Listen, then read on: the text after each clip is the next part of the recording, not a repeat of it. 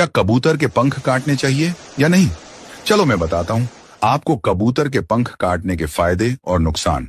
अगर आप नया कबूतर लाए हो तो आपको उसके पंख टेप से बांधने चाहिए, ना कि काटने चाहिए। अगर आप उससे अंडे बच्चे करवाना चाहते हो तो जब आप काट सकते हो, पर आपको ध्यान रखना है कि उनको कुत्ता बिल्ली ना खा ले। अगर आप उड़ान का शौक करना चाहते हो तो आप उनके पंख ना काटे और टेप लगा दें। और 10 से 12 दिनों के बाद जब आपको लगे कि अब ये कहीं नहीं जाएंगे तो आपने उसके पंख खोल के बस छोड़ देना है, पर परेशान नहीं करना है। तो ये आप स्वयं सोचे कि आपको पंख काटने हैं या नहीं। ऐसे ही जानकारी भरे वीडियोस के लिए आइए अब कबूतर के हवाले से आपको बताते हैं कि इस्लामी तालीमात इसके बारे में क्या कहती हैं। अहादीस में है कि घरेलू कबूतर खुदा को बहुत याद करते हैं, अहले बैत को दोस्त रखते हैं और साहिब खाना को दुआ देते हैं कि अल्लाह तुम्हें बरकत दे। किसी शख्स ने रसूलुल्लाह सल्लल्लाहु अलैहि वसल्लम से तन्हाई की शिकायत की तो हजरत सल्लल्लाहु अलैहि वसल्लम ने फरमाया कि एक जोड़ा कबूतर का पाल ले। जाफर रहमतुल्लाह अलैह फरमाते हैं कि कबूतर पैगंबरों के परिंदों में से है।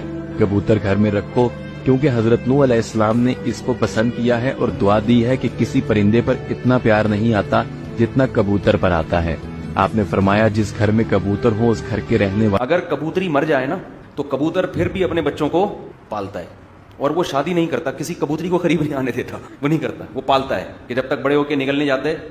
लेकिन कबूतर अगर मर जाए ना तो कबूतरों को, दूसरे कबूतरों को जब पता चलता है ना ये फीमेल बेवा हो गई है और इसका हस्बैंड मार्केट से शार्ट, तो वो उस कबूतरी को छोड़ते नहीं है, जिसका रिजल्ट ये निकलता है कि कबूतरी मजबूर होके किसी से शादी ब्याह कर लेती है और फिर वो बेचारी चाहती है अपने बच्चों को पालना, लेकिन कबूतर उसके बच्चों को बर्दाश्त नहीं करता और फिर उन बच्चों की बिल आखिर बड़ी बेदर्दी के साथ मौत वाक़ई होती है। ये मंजर हमने देखा है। जो लोग कहते हैं ना कि घर में कबूतर रखने से गुनाह होता है, तो मैं आपको एक बात बता दूं कि लोगों के बातों पे नहीं जाना चाहिए। जिस घर में जादू वगैरह हो उस घर में अगर कबूतर एक मरतबा बच्चे निकाल दे तो वो जादू भी खत्म हो जाता है। और आप लोगों को पता होना चाहिए कि हजरत इमाम हुसैन के कातलों पे, दुश्मनों पे ये कबूतर लानत भेजते हैं। और हम ये कुछ लोग कहते हैं कि ये दरबार में होना चाहिए। लाजमी नहीं है कि दरबार में हर चीज़ होनी चाहिए, अपने घर में भी रखें, शौकिया तौर भी लोग रखते हैं। लाजमी नहीं है कि आप बाजी के लिए उड़ाएं।